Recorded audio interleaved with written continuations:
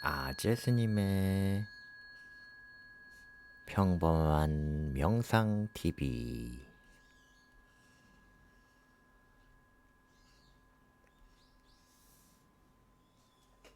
9월 27일. 네, 우리는 헤네폴라 구나라타나 스님의 가장 손쉬운 깨달음의 길, 윗바사나 명상이라는 책의 리뷰를 하고 있습니다. 지난 시간에는 책의 개요와 우리 헤네폴라 구나라타나 스님 저자 소개 시간을 가졌고요. 오늘은 첫 번째 장, 명상. 그걸 왜 해? 책에는 원래는 책에는 명상 왜 굳이 meditation why rather 뭐 이런 제목으로 돼 있네요. 네. 1장에 아주 이 책의 어떤 백미라고도 할 수 있는 헤네폴라 구나라타나 스님께서 우리에게 명상을 하도록 독려도 해주시고 명상이 얼마나 매력적인지 우리의 삶을 얼마나 풍성하게 바꿀 수 있는지 우리 내면의 깊은 진실한 고민과 진정한 삶의 어떤 어려움, 결핍에 대해서 어떤 식으로 접근하고 어떤 식으로 정말 극복할 수 있는지 이런 것들에 대해서 아주 친절하고 아주 통찰력 있는 깊이 있게 스님께서 책에 잘 설명해 주신 장입니다. 이번 시간에는 이 1장에 대해서 정리를 하면서 상세하게 나눠보는 시간 가져보도록 해볼까요? 네, 책에는 스님께서 워낙 매력적으로 마치 롤러코스터를 타듯이 조금씩 젖어들게 명상에 대해서 설명을 해주시고 계신데요. 제가 좀 4단계로 정리를 해봤습니다. 여러분들이 책을 읽지 않으셔도 읽으실 시간들이 많이 없으시잖아요. 그래서 제가 이렇게 아주 쉽게 이렇게 영상으로 전달해 드리려고 이런 동영상을 만들게 된 거죠. 첫 번째는 첫 번째 단계, 4단계로 나눠봤어요. 명상을 왜 해야 되는가? 4단계로 나눠봤는데 그 중에 첫 번째 단계가 바로 현실 자각, 어떤 불만족의 진리, 불만족에 대한 것입니다. 현실 자각. 우리는 어떻게 보면은 첫 번째 줄 한번 읽어볼까요? 우리에게는 쉽사리 사라지지 않는 삶에 대한 불만족이 내재되어 있다. 네, 이것이 1단계 현실 자각의 단계입니다. 스님께서는 책에 이렇게 써놓으셨어요. 물론 의식에서 잠시 그것을 억누를 수는 있다. 한동안 다른 일에 신경을 돌릴 수도 있겠지만 그것은 항상 제자리로 다시 되돌아온다. 그것도 대개는 당신이 전혀 예기치 못했을 때 갑자기 제정신이 들기라도 한 것처럼 당신은 벌떡 일어나 앉아 자신이 처한 삶의 실제 상황을 깨닫곤 한다. 라는 말씀을 써 놓으셨죠. 이것이 바로 어떤 현실 자각, 현자 타임이라고 하죠. 여러분들은 현자 타임이라는 말 알고 계신가요? 저는 최근에 알았어요. 우리 젊은 친구들을 만나다 보니까 젊은 친구들 사이에서 쓰는 얘기더라고요. 막 정신없이 막 삶의 어떤 뭐를 추구하면서 막 달려가다 보니까 뭐 때로는 뭔가를 얻기 위해서 뭔가 미션을 성취하기 위해서 혹은 어떤 사랑하는 사람과의 관계에서 사랑하는 사람을 얻기 위해서 또는 저 사람과의 관계를 개선하기 위해서 끊임없이 달려왔건만 어느 순간 딱 현실을 자각해보니 내가 뭐 피폐해져 있었다라든지 뭐 멘붕이 왔다라든지 내가 왜 저것을 원해서 저렇게 저것에 집착했는지 모르겠다. 저 사람은 뭐 나를 좋아하지도 않았는데 내가 왜 이렇게 매달렸지? 뭐 등등. 예. 현자 타임이란 말을 쓰더라고요. 이것이 바로 어떤 1단계인데요. 우리가 현실에 사실은 숨어 있었던 어떤 불만족에 대해서 깨어나기 시작한다는 거죠. 때로는 이게 어떤 어제 오신 분도 어떤 분은 어떤 뭐 난 일중독이 있었다라든지 이렇게 가는 게 내 삶을 행복하게 하는 길인 줄 알았다. 그래서 정신없이 달려왔다. 뭐 아니면은 가족들을 위해서 정신없이 헌신하면서 최선을 다해서 막 달려왔다. 근데 지나고 나니까 어떤 우울과 좌절이 갑자기 쏟아져 들어오더라. 멘붕에 빠지더라. 의욕이 사라지고 무기력해지고 슬프고 비탄과 좌절이 갑자기 폭풍우처럼 몰아치더라. 이런 어떤 현실 자각 타임이 오죠. 우리의 인생에 이런 타임이 오긴 하는데요. 여기서 스님께서 말씀하셨던 것은 이러한 폭풍우가 갑자기 왔던 게 아니라 사실은 우리 삶에 깊이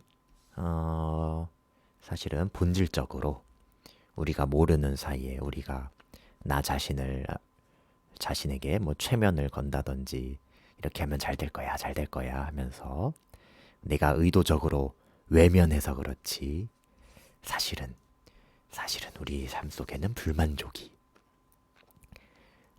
쉽게 사라지지 않는 불만족이 사실은 계속 쌓여왔던 거다. 오늘만 참자. 내일이면 좋아지겠지.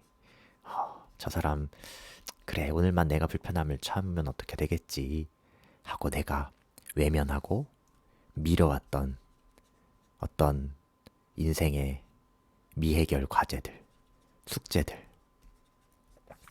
이런 것들이 차곡차곡 쌓여왔다는 거죠.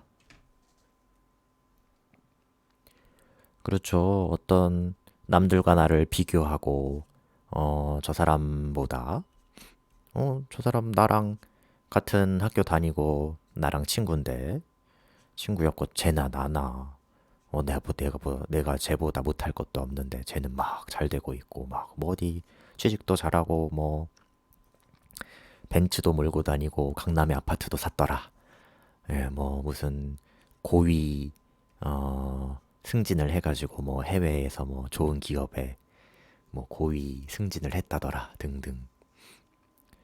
나도 질 순 없어 하면서 읽어볼까요? 그렇다.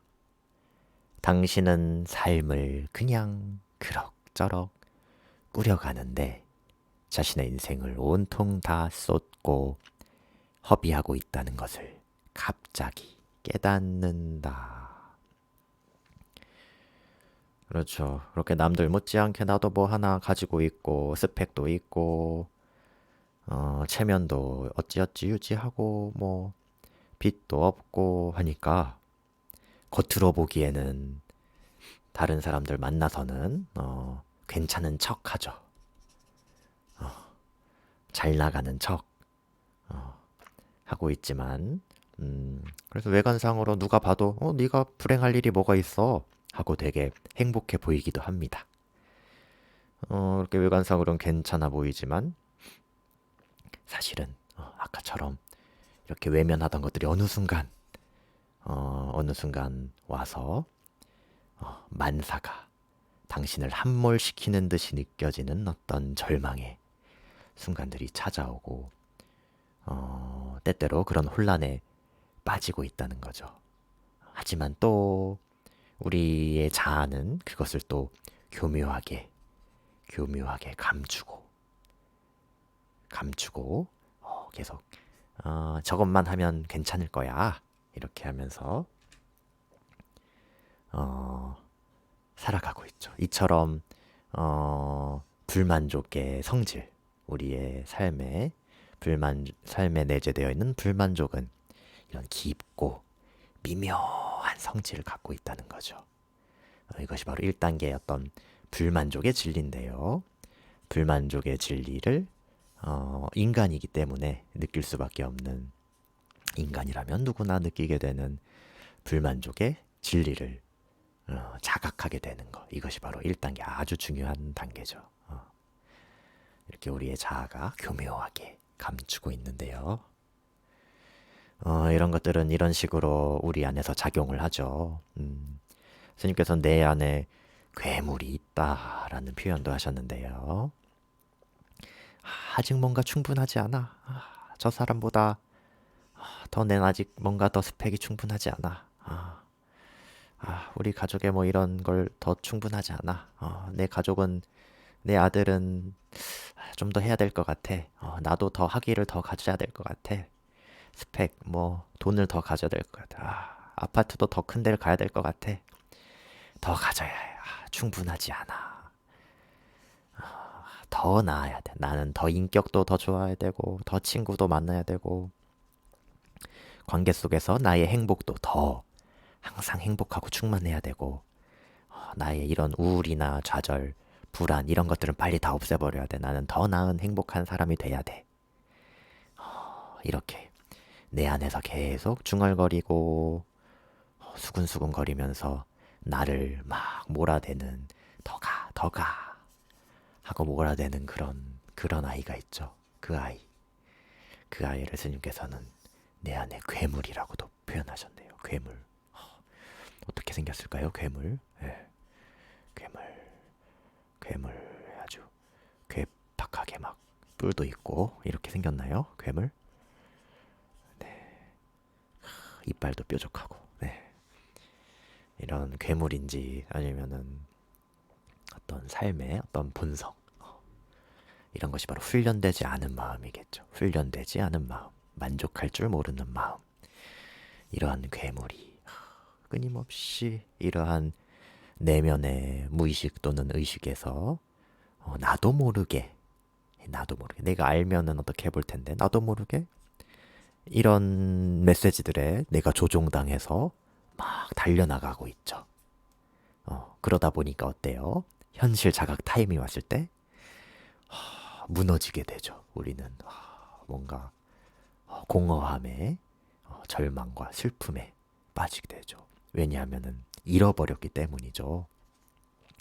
나의 어떤 생명의 본질, 나의 귀한 나와 보내야 할 시간, 나를 존중해주고 나를 아껴야 할 시간, 내가 이 아름다운 생명체인 나에게 보살펴주고 돌봐줘야 했던 시간 또는 어떤 나 자신을 상실한 채 이런 것들에 속아가지고 이런 것들에 괴물하게 속아가지고 그렇게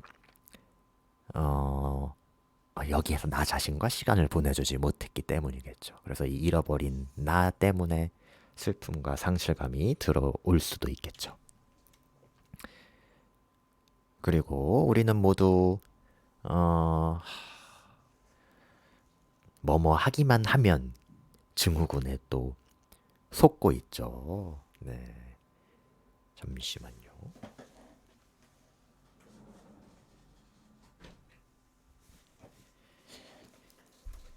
네. 하기만 하면 증후군.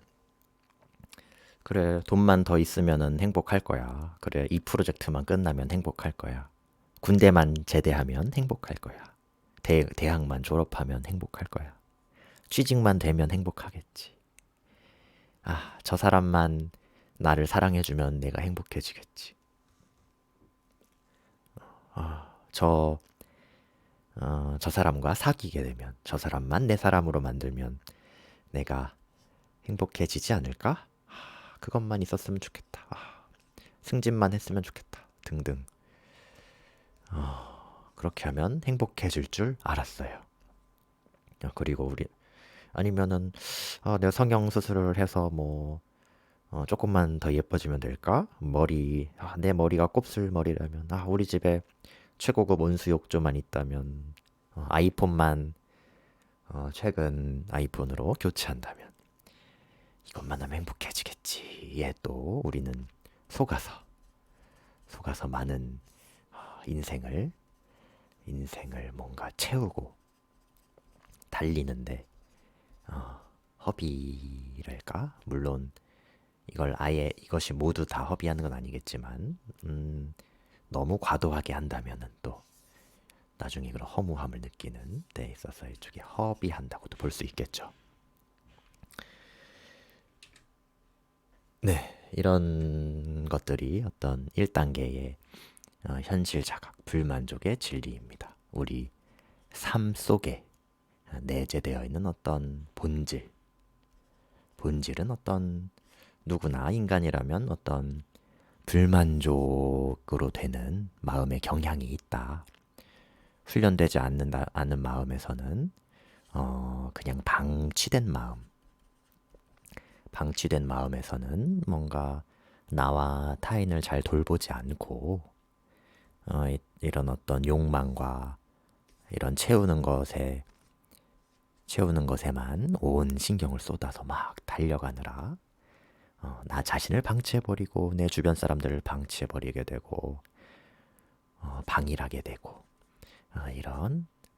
이렇기 때문에 엄청난 후폭풍을 나중에 자각하기도 하고 이런 게 일어나도 이것만 하면 괜찮을 거야 라고 자신에게 일종의 최면을 건다든지 약간 현실을 외면하면서 계속 행복하고 찾고 있지만 사실은 우리 삶 속에는 본질적으로는 어떤 이 불만족이 쌓여가는 어떤 그런 구조가 있기 때문에 이러한 삶의 구조의 본질을 해결하지 않은 채 달리기만 해서는 우리의 행복은 점점 멀어져 갈 뿐이다 라는 것이 이 1단계 현실 자각. 우리 삶의 본질을 진단하고 나의 삶의 형태의 원인, 지금 만약에 고통이 있다면 그 고통의 원인, 지금은 고통이 없지만 나중에 이렇게 후폭풍으로 찾아오기도 하는 그런 고통이 있다면 그것을 예방할 수도 있고 어쨌든 이런 것들을 어떤 진단하는 단계가 1단계입니다. 자, 그러면은 궁금하죠. 2단계는 뭘까요? 그럼 1단계가 그런 현실이라면은 그래, 불만족이란 게 현실이지. 우린 항상 불만족 속에서 허덕이고 있어. 이것이 현실인데, 우리 삶의 현실이고 본질인데, 그 본질을 해결하기 위해서는 어때요? 그 현실의 원인을 먼저 파악해야겠죠. 지금 현실의 불만족의 상태는 어떤 결과죠. 이 결과는 왜 나왔을까요? 어떤 원인이 있기 때문에 나온 거죠. 불만족의 원인. 불만족의 원인이 있기 때문에 이 원인으로 인해서 지금의 이런 결과가 생긴 거죠. 마치 씨앗을 심으면 열매를 맺듯이 지금의 불만족이라는 결과는 대체 무엇을 원인으로 일어난 것일까?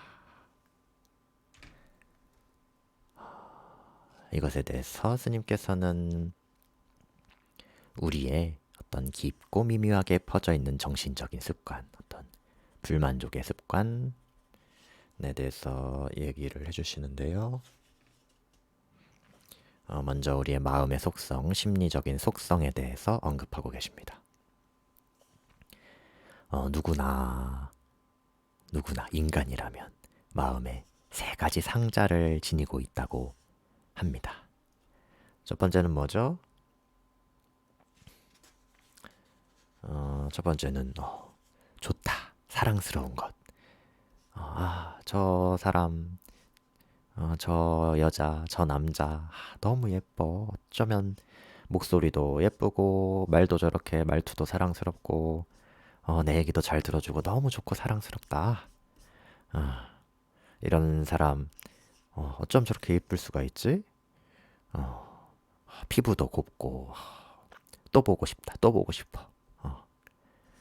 우리는 어떤 움켜쥐려는 좋아하는 것, 사랑스러운 것 이런 기분, 감정 애인과 함께 있을 때 이런 감정 뭐 아니야 난 차라리 유튜브 할 때가 편해.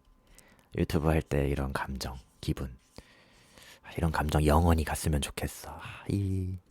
그래 이것이 행복이지 하면서 이런 것은 변치 않았으면 내가 원할 땐 언제든지 왔으면 뭐 따뜻한 정 아니면은 뭐 맛있는 음식 뭐 내가 벤츠를 타고 다닐 때 주변 사람들이 나를 쳐다보는 부러워하는 시선 내가 저 사람보다 나아라는 어떤 우월감 등등 아니면 어디 가서 막 내가 교수인데 내가 교수고 내가 뭐 박사인데 내가 뭘 뭐 가지고 많이 강남에 아파트가 있는데 라고 했을 때 막 주변에 대우가 달라지고 이런 것을 잃어버리면 안 돼. 이런 것을 나는 이런 대우를 받아야 돼 하고 이렇게 변하지 않도록 그 지위를 막 움켜쥐게 되죠. 절대 뺏기지 않으려고. 이런 것을 어떤 마음의 첫 번째 경향, 움켜쥐려는 경향이죠. 두 번째는 뭐죠? 싫어하는 것. 싫어하는 것은 거부하는 거죠. 내가 이 지위를 내가 꼭 가져야 되는데 이게 없으면 사람들이 날 무시하고 난 이런 게 너무 싫어. 난 절대 이걸 놓지 않을 거야. 이렇게 내가 그런 상황은 정말 싫어. 그런 상황은 절대 만들지 않을 거야. 그런 내가 싫어하고 혐오스러워하는 것을 되게 거부하게 되죠.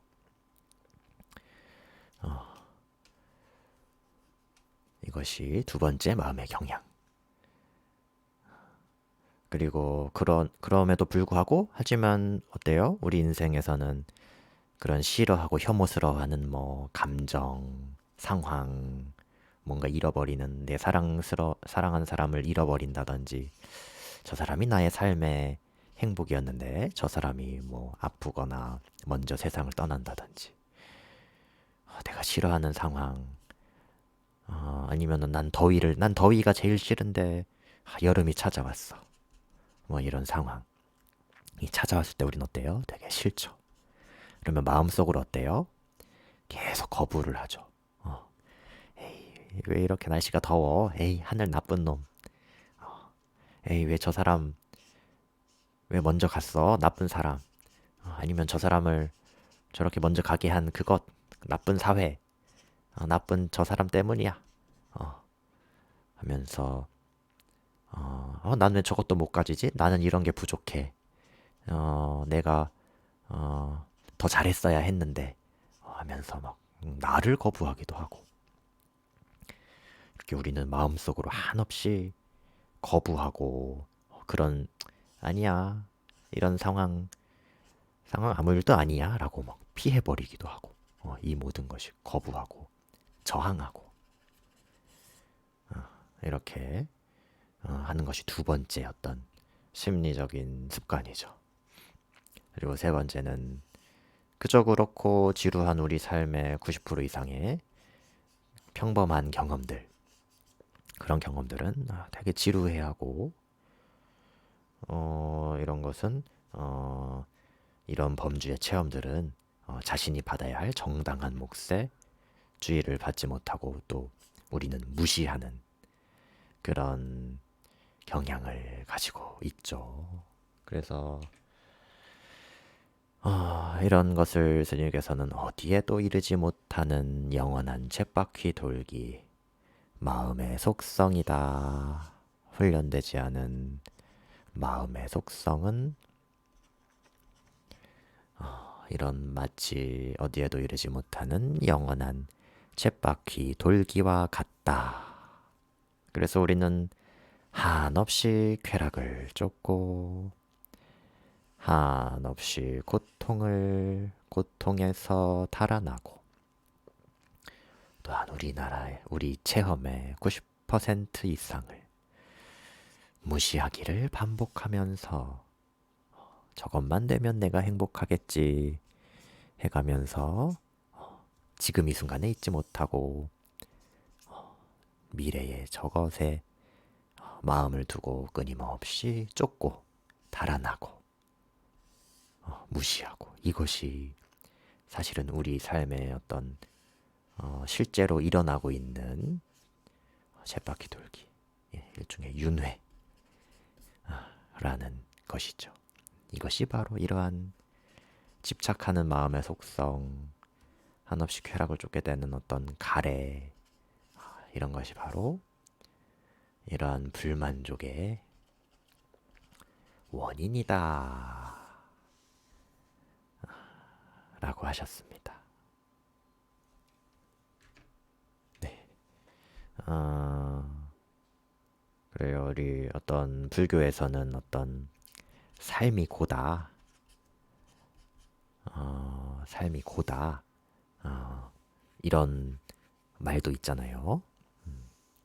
이런 것은 어떤 염세적인, 에이, 살아서 뭐해, 삶은 다 고통이야, 이런 염세적인 뜻이라기보다는 삶은 허무한 거야, 살아서 뭐해, 이런 죽자, 뭐 이런 게 아니라, 어떤 이런 훈련되지 않은 마음은 이런 영원히 쳇바퀴 돌기를 하고 있기 때문에 여기서 벗어나지 않아서는 삶이 불만족의 결과가 일어날 수밖에 없어 라는 어떤 인과 연기의 법칙을 말하는 거죠. 삶이 고다라는 것. 이것이 바로 1단계 진리고 2단계 현실의 원인과 연결돼서 이렇게 바라볼 수가 있겠죠. 그래서 우리는 어떤 불만족의 원인인 가래와 집착, 어떤 마음의 속성에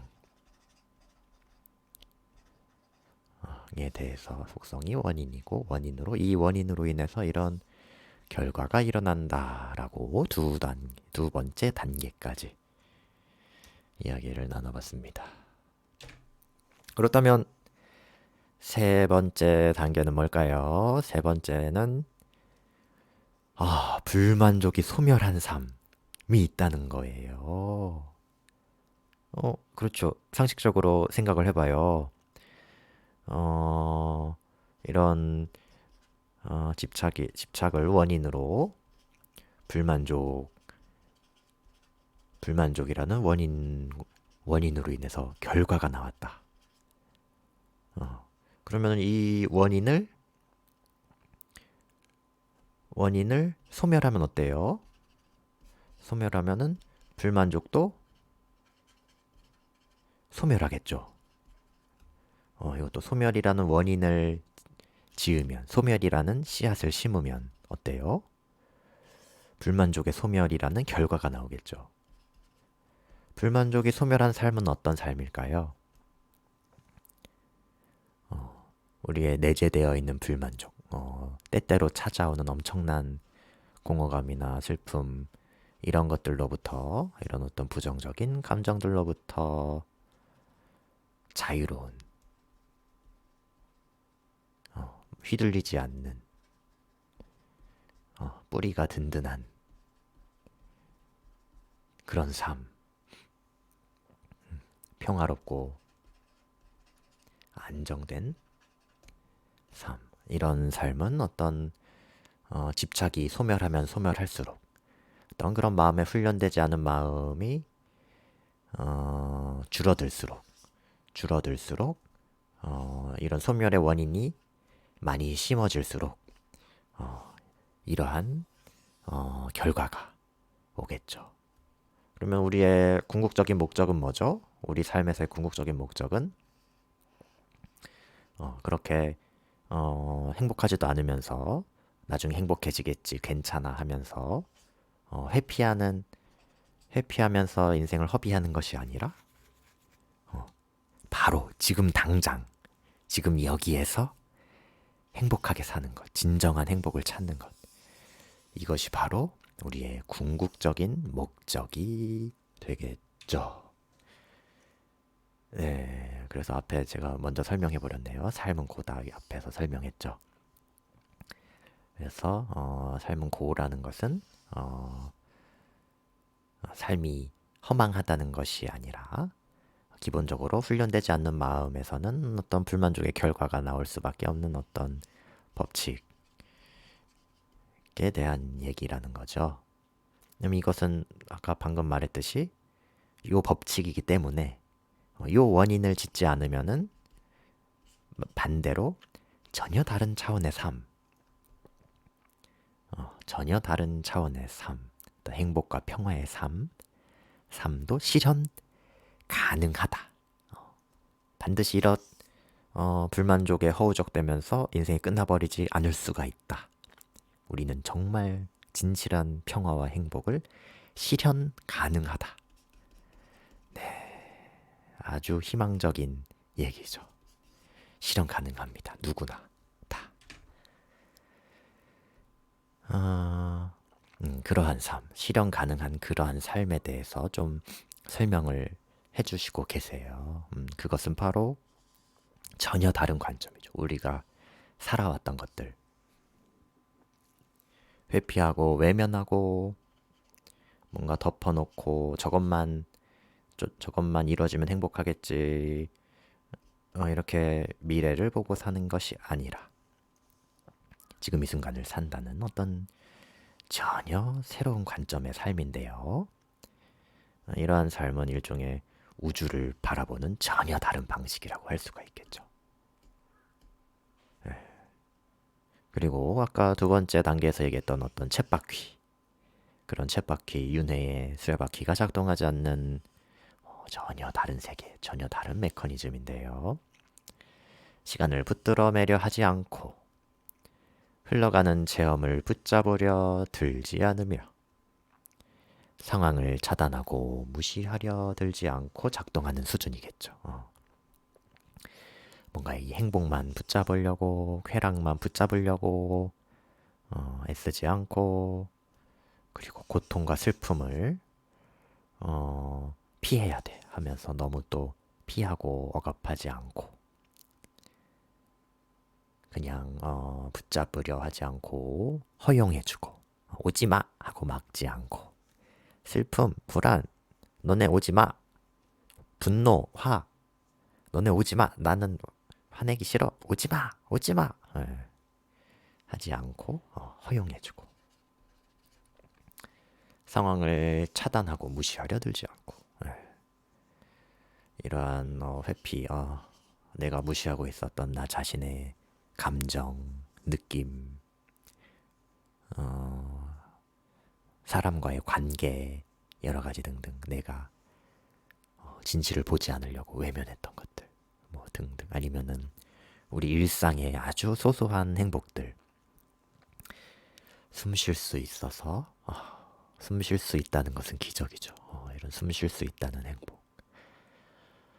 소화기관도 있고 소화도 잘 시키고 걸을 수 있고 팔과 다리가 있고 일상에서 오늘 아침에 출근하거나 등교할 수 있고 이렇게 유튜브를 들을 수 있고 핸드폰도 있고 친구도 있고 연락할 사람도 있고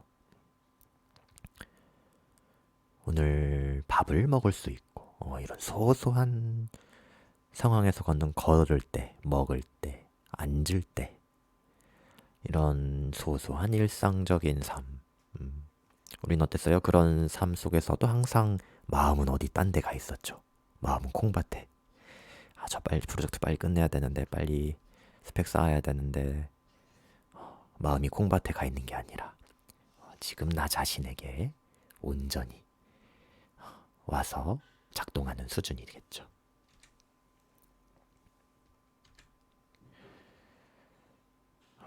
그러한 삶은 바로 애정 깊게 세상을 인식하는 방법이죠. 나 자신을 돌보고 내 주변 사람을 돌보고 욕심에 끄달리지 않고 지금 이 순간을 충실하게 살 수 있는, 그것은 바로 애정 깊게 세상을 인식하는 방법이다. 또한 그것은 누구든지 지금까지는 어떠한 삶을 살았을지 몰라도 지금까지는 혼란스럽고 인생의 쳇바퀴에 속아가지고 자아에게 속아가지고 에고에게 속아가지고 계속 거기에 끄달려 다녔지만, 누구든지 지금부터 배워 익힌다면은, 연습하고 훈련한다면은 누구든지 애정 깊게 세상을 인식할 수 있다. 쉽지는 않지만 연습과 훈련을 통해 얼마든지 배울 수 있는 것이 바로 그것이다. 그러한 삶이 바로 진정한 행복과 평화의 삶이다. 행복이라는 것은 그것이 우리가 원하는 것을 모두 다 얻고 그것을 통제하면서 제왕의 역할을 하고 세상을 자기 멋대로 주무르는 것. 그것이 행복이 아니죠. 역대 스님께서는 역대 나폴레옹이라든지 역대 제왕들, 진시황이라든지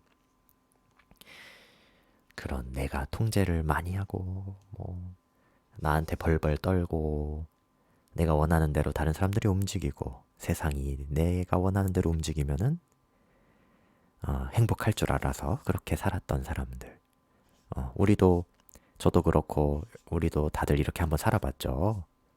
처음에는 좀 행복하기도 하고 뭔가 뿌듯하기도 하고 내가 영향력이 있어서 막 존재감이 느껴져서 막 쾌락을 느끼기도 하죠. 하지만 어때요? 그것이 영원하던가요? 지속 가능한 행복이던가요? 세상의 모든 것은 변하고 항상 하지 않고 나는 늙고 병들고 죽고 사랑하는 사람이나 사랑하는 물건은 반드시 변할 뿐이죠. 그것을 우리는 절대로 붙잡을 수가 없죠. 그러면서도 내가 그것을 다 붙잡고 통제하기를 원하고 있으면 어때요? 처음에는 아니야, 통제할 수 있어 하면서 자신을 속이고 회피할지 모르지만 결국에는 그러한 폭풍우 속에 공허감, 슬픔에 휩싸이게 되겠죠. 원하는 모든 것을 얻을 수는 없다. 그건 불가능하다. 하지만 다행스러운 건 다른 선택이 가능하다는 것이다. 당신은 당신 마음을 다스려 이 욕망과 증오의 끝없는 순환에서 벗어나는 법을 배울 수 있다. 탐심, 진심, 분노, 탐욕, 혐오, 미워하는 마음, 없애버리고 피하고 싶은 마음, 저항하고 싶은 마음, 저항하는 마음. 저 사람 틀렸어. 이 사회는 잘못됐어. 이러한 욕망과 증오에 이것이 바로 2단계 불만족의 원인이죠. 이러한 끝없는 순환에서 벗어나는 법은 누구든지 마음을 다스리는 훈련을 통해 훈련할 수 있습니다. 그게 뭐예요? 그게 바로 명상이죠. 그러면 이런 훈련하는 삶을 살 것이냐, 아니면은 방치된 마음, 방이란 삶을 늘 살던 대로 살 것이냐. 그것은 누가 선택하는 거죠? 내가 선택하는 거죠. 선택은 가능합니다. 내가 결정을 내리기만 하면, 지금 당장 결정을 내리면 이러한 삶을, 다른 삶이 가능하죠.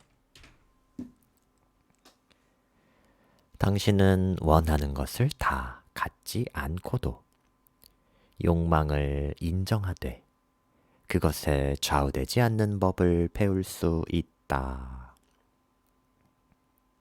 네.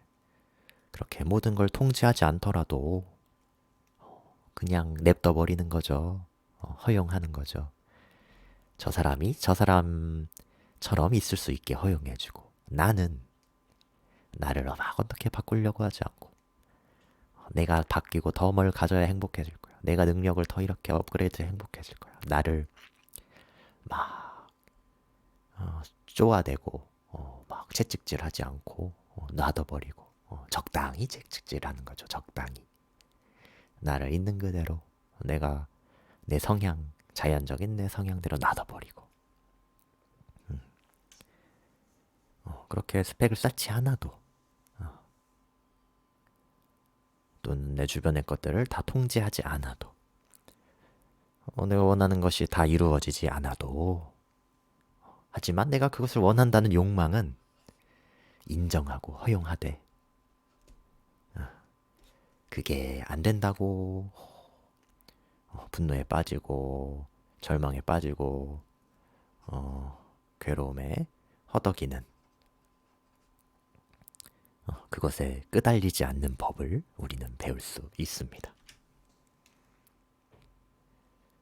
남들이 보기에는 하나도 바뀌지 않았을 거예요. 그냥 평범해 보이는 삶을 계속 살아갈 뿐입니다. 하지만 어때요? 그 내면은 전혀 다른 사람이죠. 완전히 새로운 관점을 가지고 세상을 살아가게 됩니다. 그것이 바로 사람이라면, 일상적인 사람이라면 해야 할 어떤 의무나 책임들, 해야 할 것들, 가족의 책임, 사회 구성원으로서의 책임, 친구 간의 책임, 해야 할 일은 다 하면서도 그 강박적이고 충동적인 욕망의 추구에선 해방되는 것이죠. 해방을 통해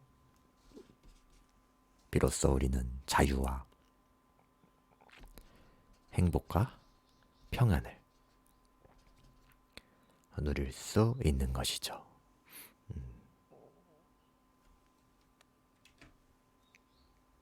네, 이 모든 것은 실현 가능하다. 누구든지 배울 수 있다. 이것이 바로 3단계까지의 스님께서 해주신 내용입니다. 정말 아름다우면서도 통찰이 담겨있는 문장들로, 여기에 있는 문장들이 다 책에 담겨있는 문장들이죠. 이렇게 우리를 위해서 잘 법문을 정리해 주셨어요. 참 고마운 스님이신 것 같아요. 이제 얼마 안 남았네요. 이제 끝까지 가볼까요? 그렇다면은 아까 했죠. 원인, 불만족의 원인, 집착, 가래 원인으로 인해서 불만족이 생겨나고, 그렇다면 이 원인이 소멸하면은 해방, 불만족으로부터의 해방, 자유와 평안이 찾아온다. 우리는 이것을 목표로 해야 한다. 그렇다면은 이것을 소멸시키기 위해서는 어떤 원인을 가져야 될까?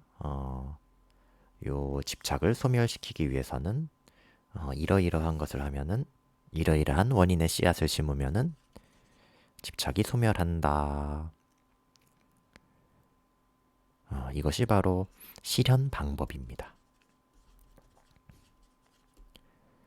불만족이 소멸한 삶을, 이런 해방의 삶을 실현하기 위해서는 이 원인을 제거하거나 줄여야 되겠죠. 줄여야 되는데 이것을 줄이기 위한 방법. 이래서 이러한 원인을 심으면 이것이 점점 줄어들고 제거되어 간다. 이것이 줄어들면 당연히 불만족이 줄어들고 불만족이 줄어든 상태가 바로 해방의 상태죠.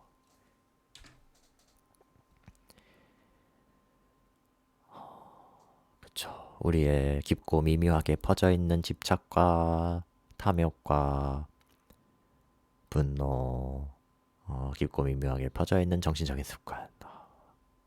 사실 이거는 우리가 어렸을 때부터 아주 풀지 못할 어려운 매듭처럼 꼬인 매듭처럼 지금까지 엄청 매듭이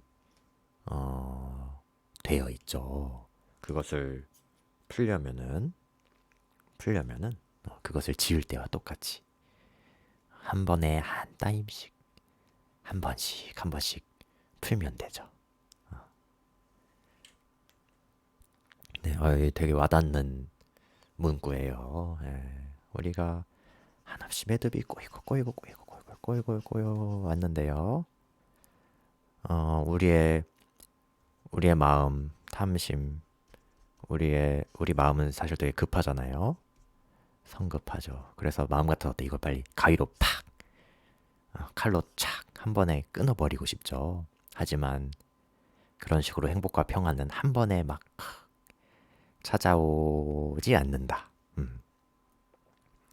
그렇게 찾아오는 어떤 드라마틱한 어떤 드라마에서는 막 물론 우리 선사들은 막 한 번에 막 깨닫기도 하지만 그분들은 그 이전에 충분히 그러기 위한 원인의 씨앗을 많이 심었기 때문에 어느 순간 탁 하고 깨달음이 일어나는 거고요. 그렇지 않고서는 그런 드라마틱한 것을 기대하는 것은 그것도 또 하나의 어떤 욕심이겠죠. 되게 슬프고 지금 괴롭고 이게 마음속에 깊은 게 있는데 명상하고 이렇게 하다 보면 어느 순간 드라마틱하게 팍 제거될 거야. 이게 팍 없어져 갑자기 행복해질 거야. 이것이 바로 어떤 환상이죠. 환상. 우리가 명상에 대해 갖게 되는 환상. 하지만 절대 행복은 그런 식으로 찾아오지 않습니다. 요 매듭 요거 하나부터 명상하다 보면 요거 하나부터 하나씩 풀리는 거예요. 요거 하나 풀리고 막 이렇게 했는데 막 요거 하나 풀리고 요거 하나 풀리고 요거 하나 풀리고 요거 하나 풀리고 요거 하나 풀리고 요거 하나 풀리고 요거 하나 풀리고 점점 가벼워져. 삶이 가벼워져. 어느 순간 가벼워. 가벼워. 이 삶 이렇게 살아도 되는 거였어? 저렇게 많이 갖지 않아도 되는 거였어? 너무 편하잖아. 이렇게 한 단계씩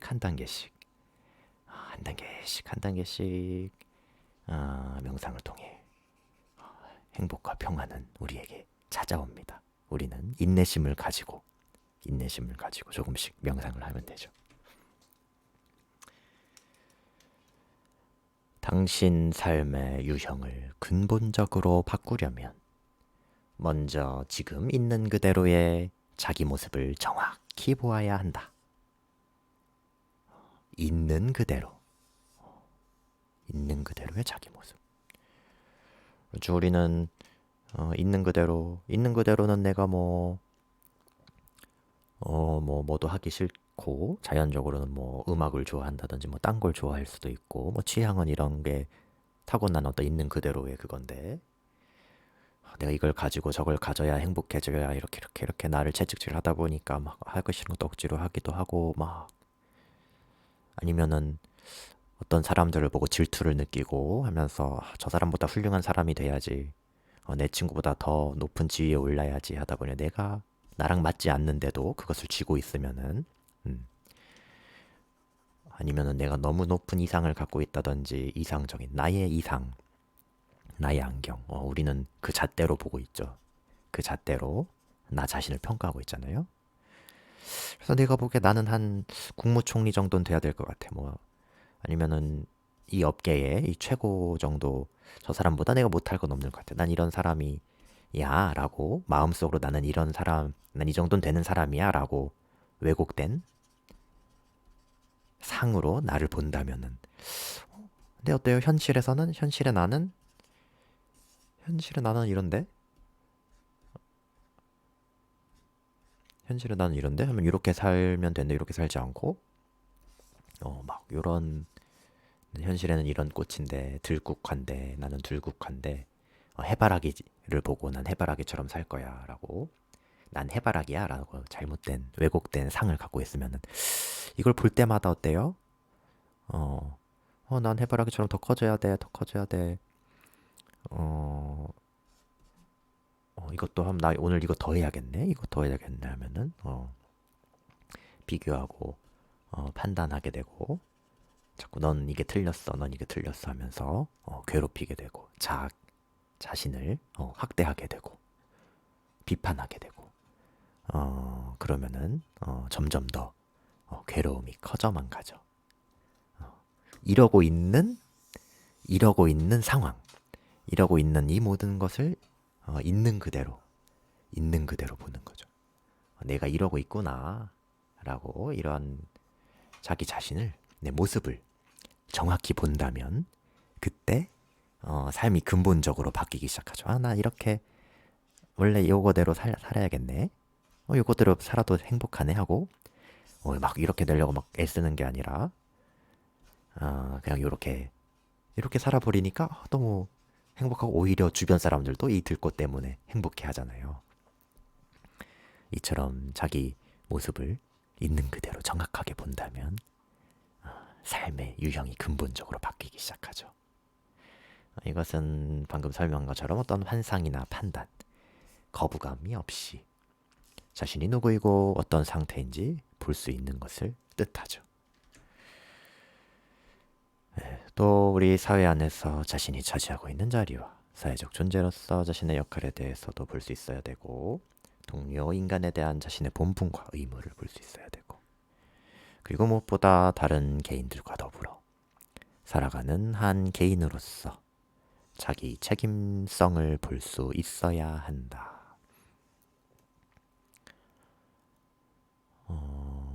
그렇죠. 좀 전에도 어느 정도는 설명을 했었지만, 이 사회 안에서 나의 역할, 우리 가정에서, 혹은 내 일터에서, 혹은 우리 마을에서,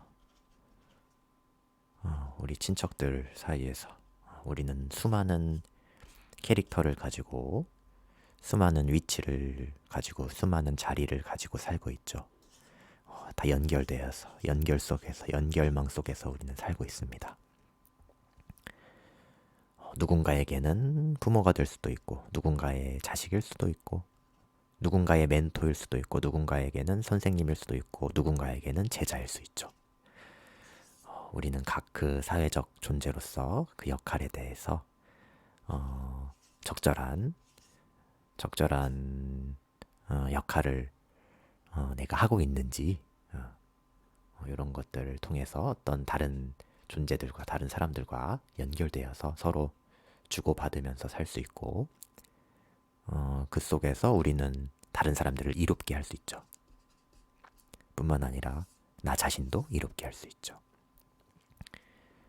또한 어떤 동료 인간에 대해서도 나 자신과 같이 보는 거예요. 나 역시 이러한 마음에, 방치된 마음에서는, 훈련되지 않은 마음에선 이러한 고통을 겪고 있듯이 저 사람도 나처럼 이러한 고통과 절망과 슬픔을 겪고 있네.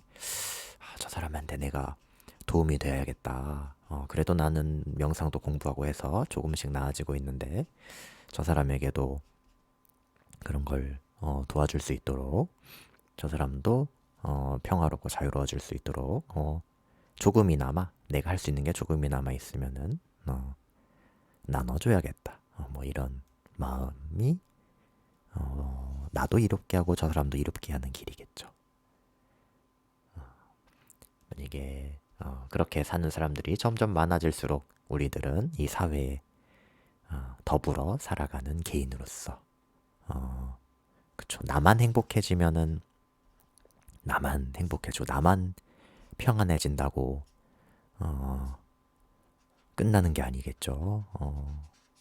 어제도 큰 스님께서 말씀하셨지만, 나만 행복하고 나만 잘 살면은 주변 사람들이 막 괴롭힌다네요. 왜 너만 잘 살아? 뭐 이것이 뭐 인간의 속성이라고도 하는데요. 뭐 마찬가지겠죠. 내가 아무리 명상으로 마음이 편안해진다고 하더라도 부모님이라든지 주변 자식들이나 주변 친구들이 괴로움에 허덕이고 있으면은 우리는 그 영향을 받을 수밖에 없죠. 나만 행복해진다는 그런 것은 좀 쉽지 않죠. 물론 네 인생은 네 인생.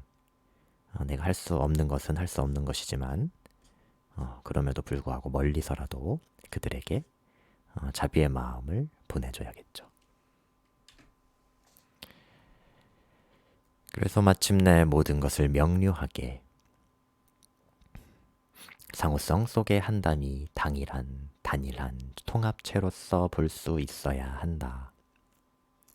흔히 이 모든 통찰은 단 한순간에 일어난다. 이런 식의 이해와 잔잔한 행복을 얻도록 돕는 명상을 통한 마음 수양에는 경쟁자가 없다. 이 마지막 문장이 저는 정말 와닿는 것 같아요. 멋있는 문장인 것 같아요. 그래요. 이런 것들은, 이런 통찰은, 어떤 깨달음은 보통 이렇게 한순간에 일어납니다. 조금씩 쌓이던 것들이 아까도 말씀드렸지만 어느 순간에 팍 하고 스파크가 일어나게 되죠. 이것이 원인이 충분히 쌓였을 때 어떤 이완이 일어난다든지 어떤 체험이 일어난다든지 하면서 세상을 보는 관점이 어느 순간 마치 병아리가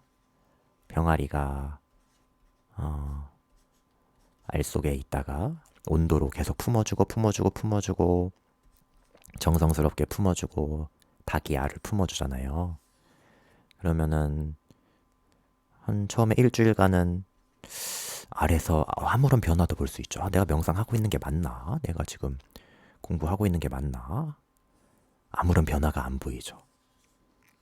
안 보이는데 어때요? 일주일이 지나고 2주가 지났을 때 어느 순간 갑자기 톡톡톡톡톡 하더니 팍 하고 알이 깨져서 전혀 다른 존재인 병아리가 돼버리잖아요. 요 알은 원래 알이었는데 갑자기 병아리가 돼버렸어. 네, 뭐 참 이렇게 생긴 병아리가 다 있네요. 네. 갑자기 병아리가 돼버렸어. 혁신적인 변화죠. 엄청난 변화죠. 변화. 이러한 변화, 이런 것은 통찰과 함께 세계관이 완전히 바뀌는데요. 이런 것은 한순간에 보통 이렇게 하지만 가만히 있다고 일어나는 건 아닙니다. 이렇게 알을 꾸준하게 품어줘야만이 이러한 통찰이나 변화가 일어나죠. 이런 식의 이해와 잔잔한 행복, 뭐 대단한 게 아니고 지금 이 순간의 일상적인 행복, 장장한 평화, 마음의 평안, 이런 삶, 전혀 새로운 삶의 방식, 이런 것을 얻도록 돕는 것은 바로 명상, 우리의 마음 수행. 이러한 마음 수행에는 경쟁자가 없다. 그쵸? 네가 더 행복해. 네가 더 수행 더 많이 했어.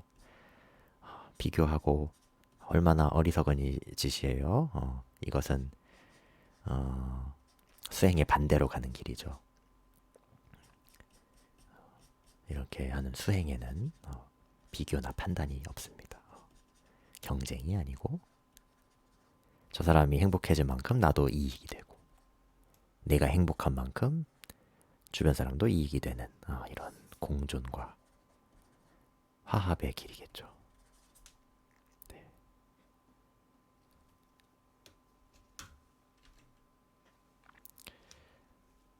법구경 말씀입니다. 지금의 당신은 예전 마음의 결과이고 내일의 당신은 지금 마음의 결과일 것이다. 사악한 마음의 결과는 소가 끄는 짐수레 같이 당신을 따라갈 테지만 정화된 마음의 결과는 당신 자신의 그림자처럼 당신을 따라올 것이다. 누구라도 어떤 부모, 어떤 친지, 어떤 친구라도 정화된 마음보다 더 당신을 도와줄 수는 없다. 잘 훈련된 마음은 행복을 가져다 준다.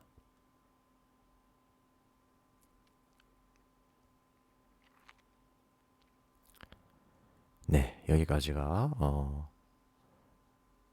법구경 말씀이죠. 우리가 2단계에서 1단계, 2단계에서 배웠던 어떤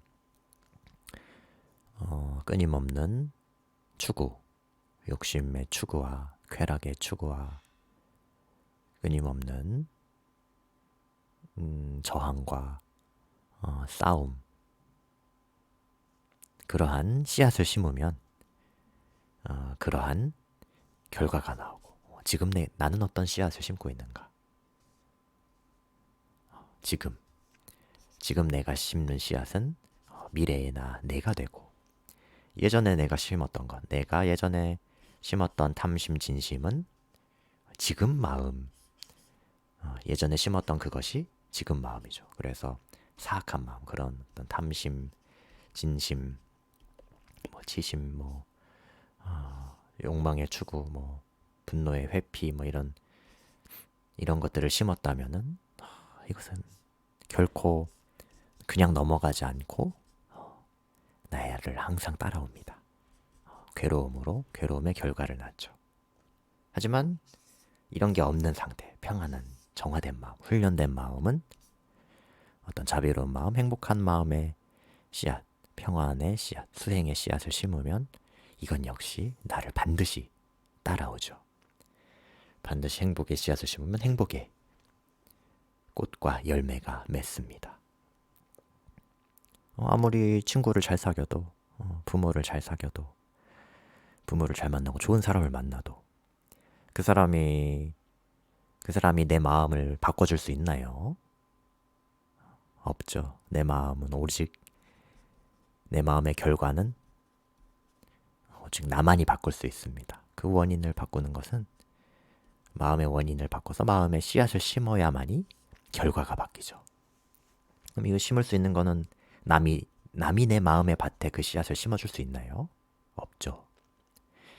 내가 감기 걸렸는데, 내가 아픈데 남이 대신 나 대신, 아무리 친한 부모라도, 아무리 친한 가족이라도, 아무리 친한 친구라도, 아무리 사랑하는 애인이라도 나 대신 감기 걸려줄 수 있나요? 나 대신 늙어줄 수 있나요? 나 대신 죽어줄 수 있나요? 나 대신 그 감정 겪어줄 수 있나요? 도와줄 수는 있지만, 응원해줄 수는 있지만, 그것에 대한 책임은 자기 자신이 질 수밖에 없죠. 우리는 모두 우리의 업의 주인입니다.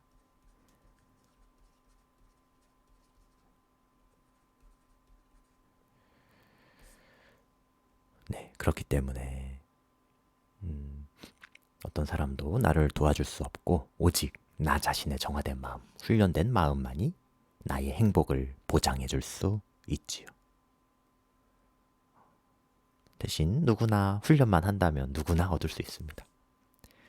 잘 훈련만 지킨다면은 우리는 안정적인 알아차림의 섬 속에서 평화로운 평안의 삶을 살 수 있죠. 바로 이것입니다. 명상의 목적은 마음을 정화시키는 것이죠.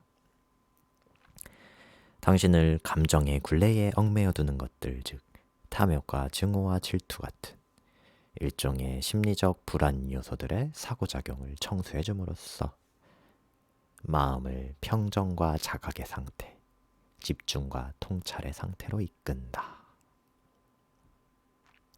집중, 통찰, 평정, 자각. 네. 흔히들 명상을 대스승이라고 일컫는다. 그것은 명상이 이해를 통해 서서히 작용하는 정화의 불, 도가니이기 때문이다. 이해가 깊어질수록 당신은 더 유연해지고 더 관대해지며 자비심도 더 커진다.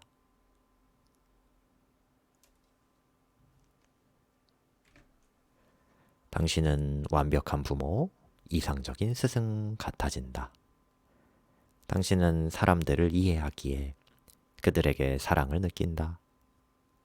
당신 자신을 이해했기에 남들도 이해한다. 당신은 자신의 내면의 깊은 곳을 들여다보았고 자신의 인간적 약점과 미망들을 보았다. 당신은 자신의 인간성을 보았고 그것을 용서하고 사랑하는 법을 배웠다. 자신에게 자비로워지는 법을 배우면 남들에게는 저절로 자비스러워진다. 네. 우리가 먼저 있는 그대로 보는 것, 이런 통찰 명상을 통해 우리는 우리 내면을 깊이 들여다보게 되고 깊이 들여다봤을 때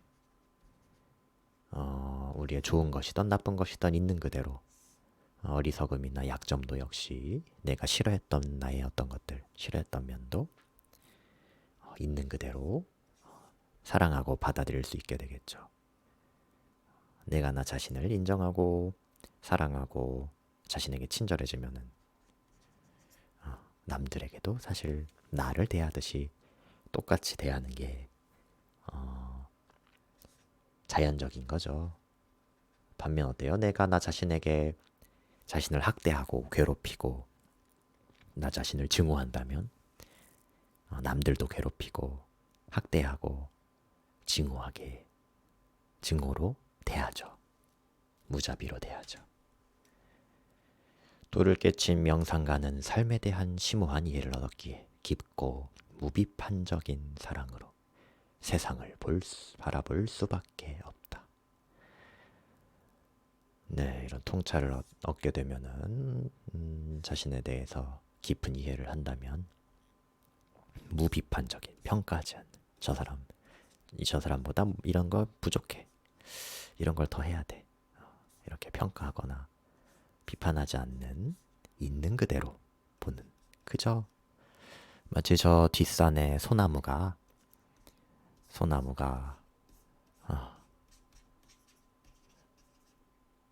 내가 가면은 소나무 나를 어떻게 봐줘요?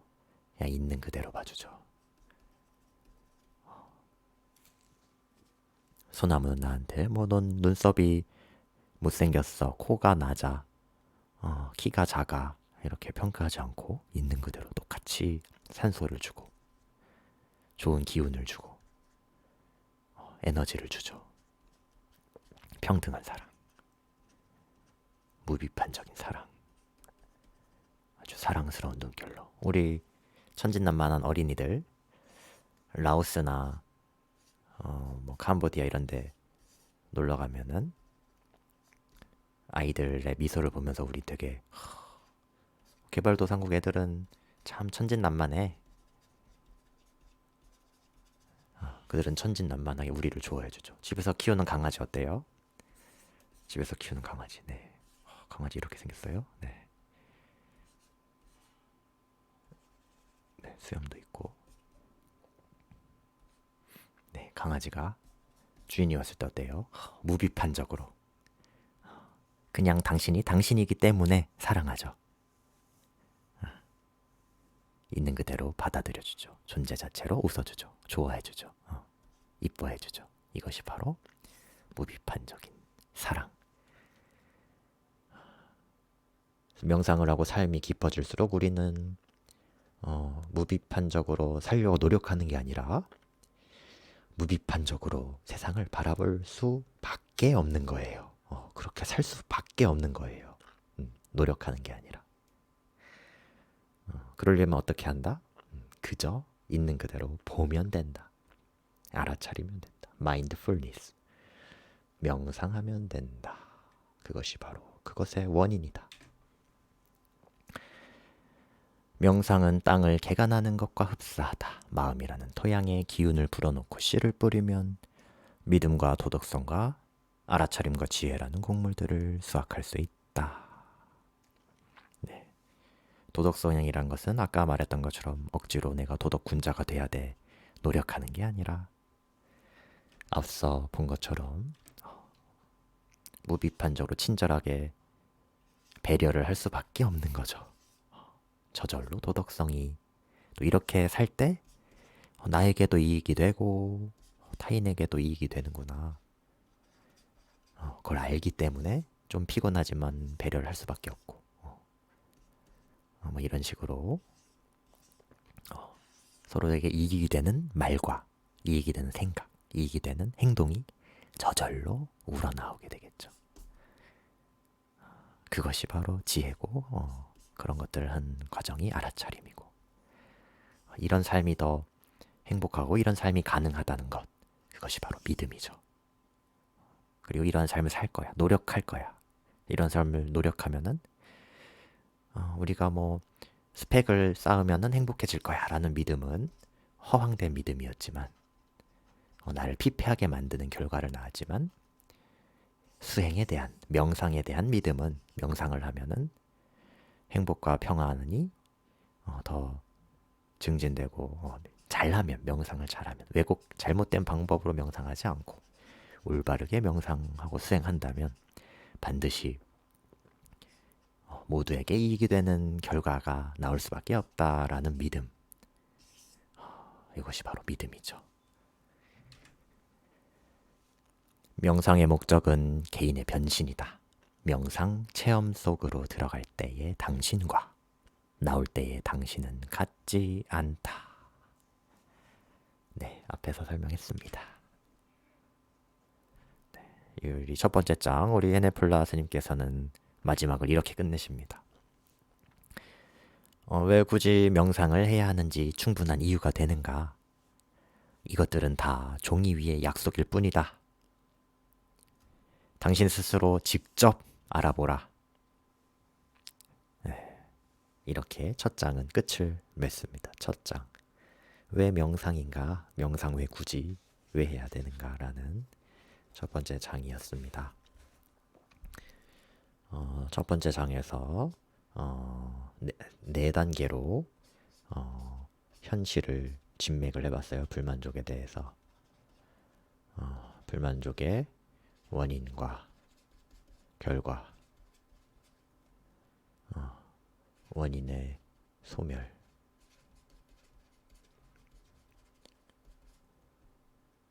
불만족의 소멸.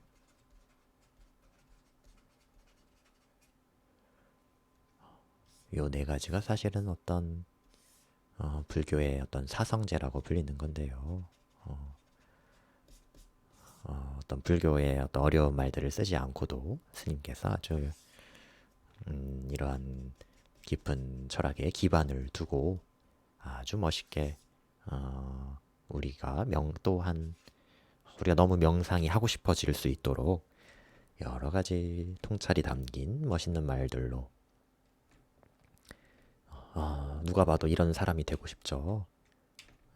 명상을 하고 싶게끔 이렇게 우리를 독려해 주셨어요. 이런 큰 법문을 남겨주신 스님께 감사한 마음이 들고 보내드리고 싶습니다. 그리고 마지막은 이렇게 말만 듣고 끝내지 말고 이게 진짜인지 아닌지 직접 스스로 네가 알아봐라. 그런 행복과 평안이 정말 있는지 없는지 내 말만 듣고 판단하지 말고 실천해봐라 로 끝나고 있죠. 아무리 이런 좋은 말 해봤자 다 내 삶이 바뀌지 않는다면 변화하지 않는다면 무슨 소용이 있겠어요. 내가 변하고 세상이 주변이 변하고 더 삶의 질이 향상된다 되는 것이 이런 책이 있고 스님께서 말씀을 남겨주신 깊은 뜻이죠. 아마도 스님께서 그런 어떤 명상적인 그런 행복을 성취하셨기 때문에 본인도 주변의 삶의 질을 이렇게 높여주는 이런 책도 쓰고 하면서 이런 삶을 살 수밖에 없으셨던 것 같아요. 네. 어쨌든 이런 것을 통해서 명상 너무 하고 싶다 이런 마음이 들죠. 그래서 이것이 지금 첫 번째 장이었고요. 앞으로 또 두 번째, 세 번째 장, 첫 번째 장이 좀 길었던 것 같아요. 정말 여러 가지로 깊이 있게 명상을 왜 해야 되는지와 현실 진단, 그리고 원인 진단, 그리고 해법과 목표, 그리고 목표를 이룰 수 있는 방법까지 네 단계, 네 단계, 네 단계로 다시 한 번 더 써볼까요? 현실을 진단. 2단계는 그러한 원인, 고통의 원인, 불만족의 원인. 세 번째는 목표, 불만족이 소멸한 상태, 진정한 평안과 행복. 실천 방법, 목표를 이루기 위한 실천 방법까지. 이렇게 어떤 체계적인 어떤 명상의 법의 개요. 명상 수행법의 개요에 대해서 방향, 수행론, 수행을 왜 해야 되는지, 거기다가 동료까지, 동료와 누구나 할 수 있다, 희망, 이런 것까지 제 1장에 스님께서 아주 통찰력 깊이 있게 잘 남겨주셨습니다. 네, 이런 것들에 대해서 우리가 아주 충분히 길게 풍요롭게 돌아보는 시간 가졌고요. 네, 오늘은 27일이고요. 그러 해서 앞으로는 또 2강, 3강, 다음 시간에는 명상이 아닌 것은 어떤 것인가 라는 주제로 또 책을 다뤄보도록 하겠습니다. 네. 저도 이제 처음 이런 인터넷 강의 처음 해보는데 재미있기도 하고 열심히 하고 있습니다. 네. 1시간 17분이나 했네요. 원래 짧게 하고 싶은데 첫 장이 좀 길었던 것 같습니다. 명상을 왜 해야 되는지.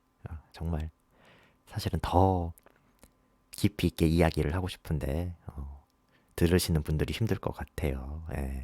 차츰차츰 나눠보도록 하겠습니다. 또 건강하시고 우리 또 명상 열심히 하면서 또 만나 뵙도록 하겠습니다. 우리 또 토요일에 여기 홍은동 현성정사에서 또 명상 실습 시간이 있습니다. 토요일 2시.